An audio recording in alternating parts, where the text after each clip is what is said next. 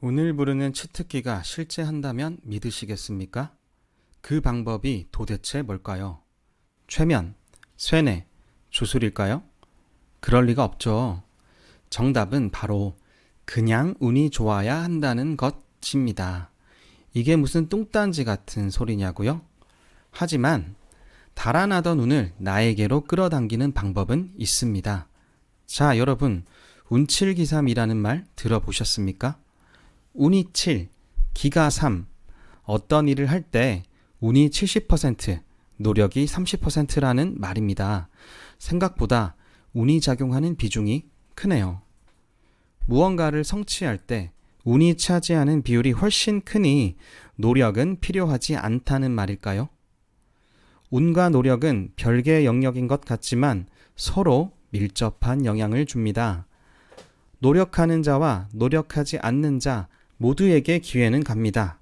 다만 노력하지 않는 자는 그게 기회인지 알아차리지 못하죠. 왜냐하면 대부분의 기회는 위기의 얼굴을 하고 오기 때문입니다. 기회인지 모르고 발로 차버리거나 도망쳐버리게 되죠. 그래서 평소에 어떤 자세로 사느냐에 따라 운은 들러붙기도 하고 떠나가기도 합니다. 그 어떤 자세는 우리가 평소 매일 하는 말에 따라 좌지우지됩니다. 말은 생각을 표현한 것이니까요. 몸과 마음이 연결되어 있듯 말과 생각은 긴밀하게 이어져 있습니다. 말을 통제하면 생각을 바꿀 수 있고 생각을 바꾸면 행동을 변화시킬 수 있습니다. 자, 오늘은 운을 부르는 가장 현실적인 방법, 따라하기 정말 쉬운 방법을 소개해 드리겠습니다. 여러분의 인생을 제대로 바꿔줄지도 모를 비법, 운을 부르는 말버릇 3가지에 대해 알아보겠습니다. 첫째, 뭐뭐 하고 싶어 대신 뭐뭐 했다로 말한다. 완료형 말투로 말하라는 것인데요. 예를 들면 연봉 2억을 받고 싶어를 연봉 2억을 받았다. 이런 식으로 명확한 결과를 말로 표현하는 것입니다. 연봉 2억을 받겠다고 말했지만 다음날 현실에서 바로 그런 일이 일어날까요? 일어난다면 망상이겠죠. 하지만 지금 이 순간 그래 세상에 이런 일은 일어나지 않아 라고 생각해버리면 그런 일이 일어날 가능성은 정말 0%가 되고 맙니다. 평소에 무슨 말을 하는가에 따라 인생이 바뀌고 소원이 이루어진다는 말을 들어본 적 있을 겁니다. 나의 말이 세상에 영향을 주고 세상은 다시 나에게 영향을 줍니다. 내가 어떤 것도 생각하지 않으면 세상은 그 어떤 피드백도 주지 않습니다. 할 수 없어 라고 이야기하면 할 수 없는 이유들만 떠오를 것입니다. 뭐뭐 하고 싶어 라는 말투는 어떨까요? 언뜻 보면 좋은 말 같지만 효과는 미비합니다. 지금 2억 연봉을 받고 있지 못하지만 언젠가는 하고 싶어 도 영원히 2억 연봉을 꿈꾸게만 하는 현실을 낳을 뿐입니다. 카페에서 아이스 아메리카노 주세요 라고 주문하는 것처럼 현실에서도 마음속으로 확실하게 정한 것을 입 밖으로 표현하여 주문해야 합니다. 어떻게요? 완료형으로요. 나는 연봉 2억을 받았다 라고 말입니다.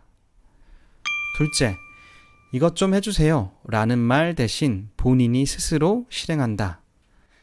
핑거프린스, 핑거프린세스라는 말 들어보셨나요? 번역하면 손가락 왕자, 손가락 공주입니다. 조금만 생각해보면 아는 내용인데 주위 사람에게 먼저 물어보는 사람을 뜻하죠. 예를 들면 내일 날씨가 어떻대? 우산 준비해야 돼? 라고 묻는 거죠. 사실 스마트폰을 들고 10초만 찾아보면 바로 알 수 있는 내용이죠. 1년에 연차 휴가는 몇 개 발생하지? 라는 어려운 질문도 네이버에서 연차 휴가를 검색해보면 금방 알 수 있습니다. 의사들도 주변 사람들에게 건강 관련 사소한 질문을 그렇게도 많이 받는다고 합니다. 심지어 꼭두 새벽에 자기 아이를 봐달라고 하는 지인도 꽤 있다고 하네요.